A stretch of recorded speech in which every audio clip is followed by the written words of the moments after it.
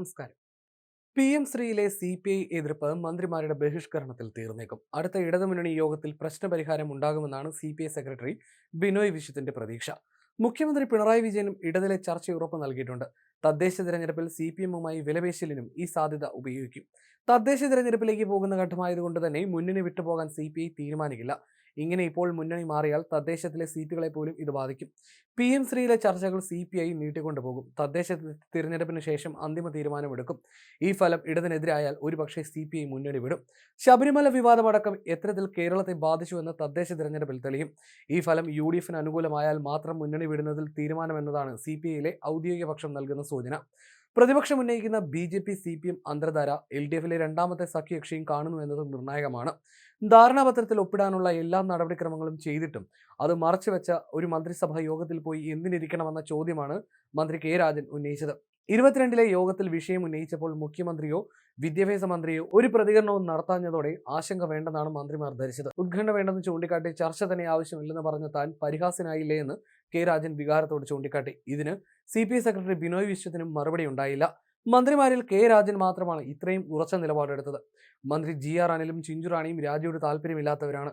മന്ത്രി P പ്രസാദിനും രാജിയോട് താല്പര്യമില്ല. എന്നാൽ കെ രാജൻ കടുത്ത നിലപാടിലുമാണ്.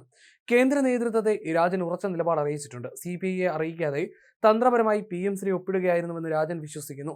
മന്ത്രി എന്ന നിലയിൽ ക്യാബിനറ്റിൽ ഈ വിഷയം ഉയർത്തിയിട്ട് പോലും മുഖ്യമന്ത്രിയോ വിദ്യാഭ്യാസ മന്ത്രിയോ ഒപ്പിട്ട കാര്യം പറഞ്ഞില്ല. ഇങ്ങനെ ചോദിച്ചിട്ടും പറയാത്ത കാര്യം മാധ്യമങ്ങളിലൂടെ വായിച്ചറിഞ്ഞുവെന്നതാണ് കെ രാജന്റെ പ്രശ്നം.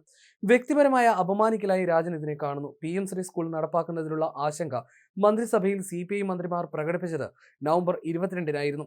മുഖ്യമന്ത്രി പിണറായി വിജയന്റെ സാന്നിധ്യത്തിൽ ബുധനാഴ്ച ചേർന്ന മന്ത്രിസഭാ യോഗത്തിൽ മന്ത്രി കെ രാജൻ പാർട്ടിയുടെ അഭിപ്രായം വ്യക്തമാക്കിയായിരുന്നു. PM3ക്കായി കരാർ ഒപ്പിടാൻ പോകുന്നതായി മാധ്യമങ്ങളിൽ കാണുന്നു. ഇക്കാര്യത്തിൽ ആശങ്കയുണ്ടെന്ന് മന്ത്രി പറഞ്ഞു. അതേസമയം മുഖ്യമന്ത്രിയോ വിദ്യാഭ്യാസ മന്ത്രി V ശിവൻകുട്ടിയോ മറുപടിയൊന്നും പറയാത്തതിനാൽ മന്ത്രിസഭയിൽ അത് ചർച്ചയായില്ല.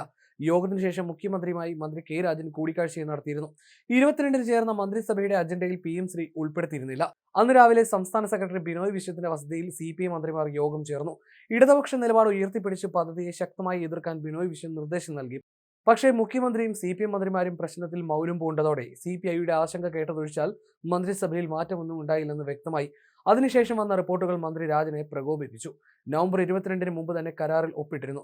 മന്ത്രിസഭയിൽ വിഷയം ഉയർത്തിയിട്ടും ഇക്കാര്യം മറച്ചുവെച്ചതാണ് രാജൻ ഉയർത്തുന്ന വിഷയം. മുഖ്യമന്ത്രിയെ പ്രത്യേകം കണ്ടിട്ട് പോലും ഒന്നും പറഞ്ഞില്ല. ഈ സാഹചര്യത്തിൽ ഇങ്ങനെ മന്ത്രിസഭയിൽ അപമാനം സഹിച്ചു തുടരണമോ എന്നതാണ് രാജൻ ഉയർത്തുന്ന ചോദ്യം. കെ രാജന്റെ ഈ നിലപാട് കാരണം പിണറായി വിജയൻ സർക്കാരുകളുടെ കാലത്ത് ഭരണ നേതൃത്വത്തിനെതിരെ CPI നടത്തിയ ഏറ്റവും ശക്തമായ കലാപമാണ് PM3 വിഷയത്തിൽ ഉണ്ടായത്. BJP സർക്കാരിന്റെ വർഗീയ നയങ്ങൾ പകർത്താൻ നിങ്ങൾ ഒരുങ്ങിയാൽ കൂടെ ഞങ്ങൾ ഉണ്ടാവില്ല എന്ന താക്കീതാണ് CPI നൽകിയിരിക്കുന്നത്.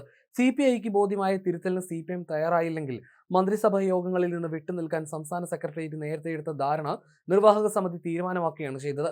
നാളെ മന്ത്രിസഭാ യോഗത്തിൽ മന്ത്രിമാർ ആരും പങ്കെടുക്കില്ല. ക്യാബിനറ്റിൽ നിന്ന് വിട്ടുനിൽക്കുമെന്ന ഭീഷണി പരസ്യമായി മുഴക്കുന്നത് മുന്നണി മര്യാദയ്ക്ക് ചേരുന്നതല്ലെന്നാണ് ബിനോയ് വിശ്വം എടുത്ത നിലപാട്. ഇപ്പോഴത്തെ നിലയിൽ CPI CPMന് കൊടുത്തിരിക്കുന്ന ഡെഡ് ലൈൻ നവംബർ 4-ആണ്. അതിനു മുൻപ് കേന്ദ്രവുമായി ഒപ്പിട്ട ധാരണാപത്രത്തിൽ നിന്ന് പിൻവാങ്ങുമെന്ന ഉറപ്പ് മുഖ്യമന്ത്രി നൽകണമെന്നാണ് ആവശ്യം. അത് തീർത്തും അപ്രായോഗികമായ ആവശ്യമായിട്ടാണ് CPM കരുതുന്നത്. ചെയ്തതിൽ നിന്ന് പിന്നോട്ടില്ല. ഇനി എന്തു വേണമെന്നത് കൂട്ടായി ആലോചിക്കാമെന്നതാണ് CPM പക്ഷം. പ്രതിസന്ധിക്ക് അയവുണ്ടായില്ലെങ്കിൽ CPIയുടെ 4 മന്ത്രിമാരും 4-ന് ചേരുന്ന സംസ്ഥാന കൗൺസിൽ യോഗത്തിനിടെ അംഗീകാരത്തോടെ രാജിവെക്കുന്നതിലേക്ക് കാര്യങ്ങൾ എത്താനും സാധ്യതയുണ്ട്. അപ്പോഴും മുന്നണി വിട്ടുപോകില്ല. ആ തീരുമാനത്തിലേക്ക് കാര്യങ്ങൾ എത്താൻ തദ്ദേശ തിരഞ്ഞെടുപ്പ് ഫലം വരെ കാത്തിരിക്കേണ്ടി വരും. പ്രധാനമന്ത്രി അടക്കമുള്ളവരുമായിട്ടുള്ള കൂടിക്കാഴ്ചയ്ക്ക് ശേഷം പാർട്ടിയിലോ മുന്നണിയിലോ ചർച്ച ചെയ്യാതെ മുഖ്യമന്ത്രി എടുത്ത തീരുമാനത്തെ സംശയദൃഷ്ടിയോടെയാണ് CPI കാണുന്നത്.